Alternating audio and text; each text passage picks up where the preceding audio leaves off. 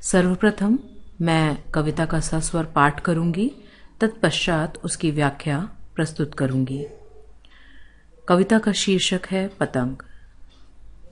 सबसे तेज बौछारें गईं, भादो गया, सवेरा हुआ, खरगोश की आंखों जैसा लाल सवेरा।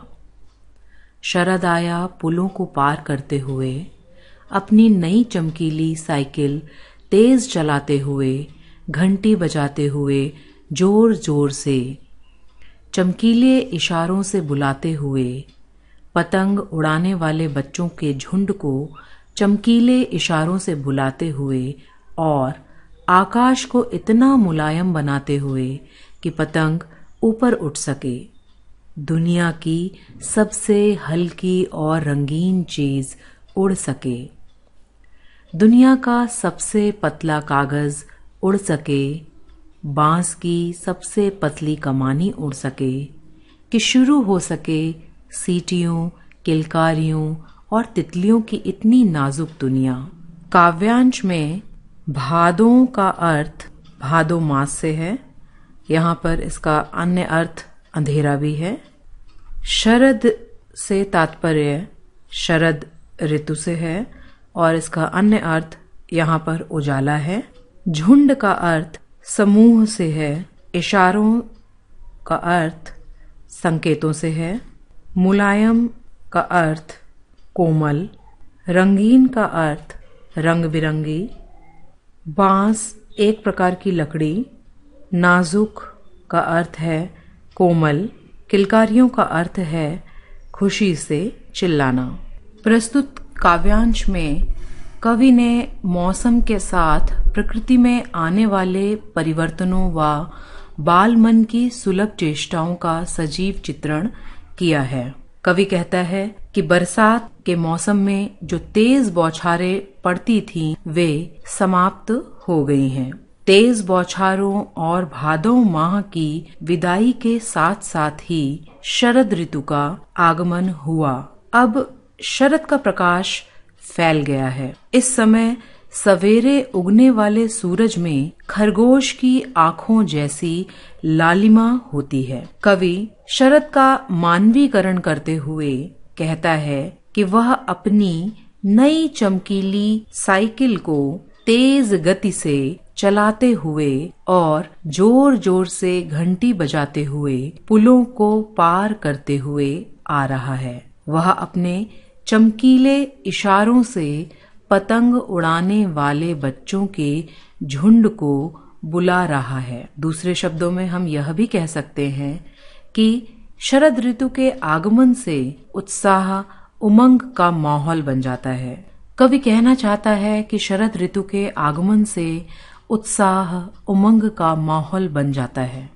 कवि कहता है कि शरद ने आकाश को मुलायम कर दिया है ताकि पतंग ऊपर उड़ सके। वह ऐसा माहौल बनाता है कि दुनिया की सबसे हल्की और रंगीन चीज उड़ सके, क्योंकि पतंग बहुत ही हल्के कागज और हल्की लकड़ी से बनाई जाती है। बच्चे दुनिया के सबसे पतले कागज व बांस की सबसे पतली कमानी से बनी पतंग आसमान में उड़ा सकें। इन पतंगों को उड़ता देखकर बच्चे सीटियां, किलकारियां मारने लगते हैं। इस ऋतु में रंग बिरंगी तितलियां भी दिखाई देने लगती हैं।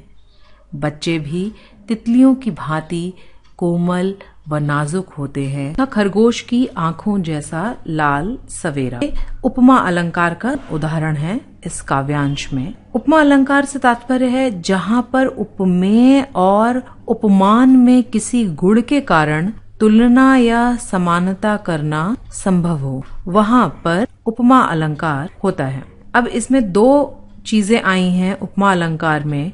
एक आया है उपमेय और दूसरा आया है उपमान। उपमेय का अर्थ होता है जिसका वर्णन किया जाए। तो ये जो लाल सवेरा है, इसका वर्णन किया जा रहा है, उपमेय है। अब उपमान से तात्पर्य है जिसके साथ उसकी तुलना की जाए। तो यहाँ खरगोश की आंखें उपमान है। जिस गुण के आधार पर तुलना या समानता दिखाई जा रही हो उसे धर्म या गुण कहते हैं। यहाँ पर लाल शब्द आया है, यह गुण है। जिस शब्द से तुलना या समानता होने का ज्ञान हो, तो यहाँ एक शब्द आया है जिससे हमें तुलना या समानता होने का बोध हो रहा है, वह शब्द है जैसा। शरद आया पुलों को पार करते हुए। यहाँ पर शरद ऋतु का मानवीकरण किया गया है। मानवीकरण अलंकार किसे कहते हैं? जब कविता में प्रकृति अथवा अन्य जड़ वस्तुओं पर मानवीय चेष्टाओं का आरोप किया जाता है तो वह कहलाता है मानवीकरण अलंकार।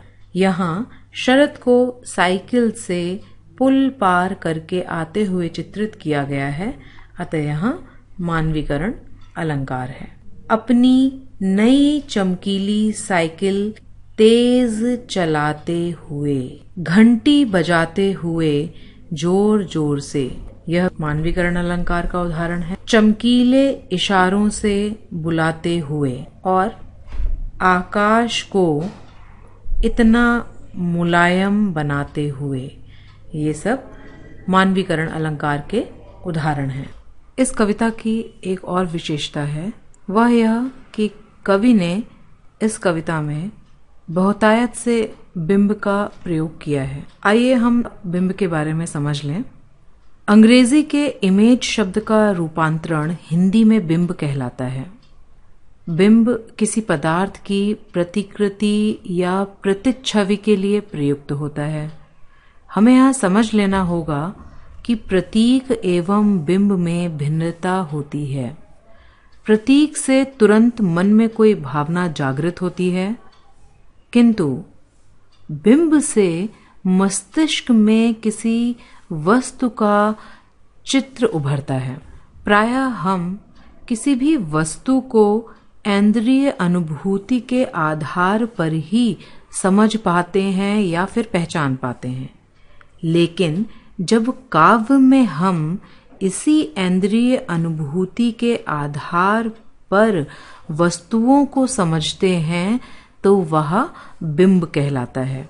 तो जब कविता में ऐसा प्रयोग किया जाए कि हमें उसे पढ़ते हुए इंद्रिय अनुभूति हो, तो हमें समझ लेना चाहिए कि वहां पर बिंब का प्रयोग किया गया है। इंद्रिय अनुभूति के आधार पर ही बिंबों को 5 प्रकार में बांटा गया है। स्पर्श अर्थात छू करके, श्रवण अर्थात सुन करके, दृश्य अर्थात देख करके, घ्राण अर्थात सूंघ करके और स्वाद्य अर्थात चख करके। इन 5 इंद्रिय अनुभूतियों के आधार पर जब हमें कविता में किसी शब्द के माध्यम से यही इंद्रिय अनुभूतियां होती हैं तो वह बिंब कहलाती हैं। आइए अब हम कविता में देखें कि कहाँ-कहाँ बिंबों का प्रयोग किया गया है। यहाँ पर तेज बौछारें दृश्य बिंब है, उपस्थित हुआ है। इसे हम गतिशील दृश्य बिंब कह सकते हैं। सवेरा हुआ, इसमें भी दृश्य बिंब है। खरगोश की आंखों जैसा लाल सवेरा, इसमें भी दृश्य बिंब है। पुलों को पार करते हुए, इसमें भी दृश्य बिंब है। अपनी नई चमकीली साइकिल तेज चलाते हुए, इसमें भी दृश्य बिंब है। घंटी बजाते हुए जोर जोर से, दृश्य बिंब है। चमकीले इशारों से बुलाते हुए, इसमें दृश्य बिंब है। आकाश को इतना मुलायम बनाते हुए में स्पर्श और दृश्य बिंब भी है। पतंग ऊपर उठ सके, इसमें भी दृश्य बिंब है।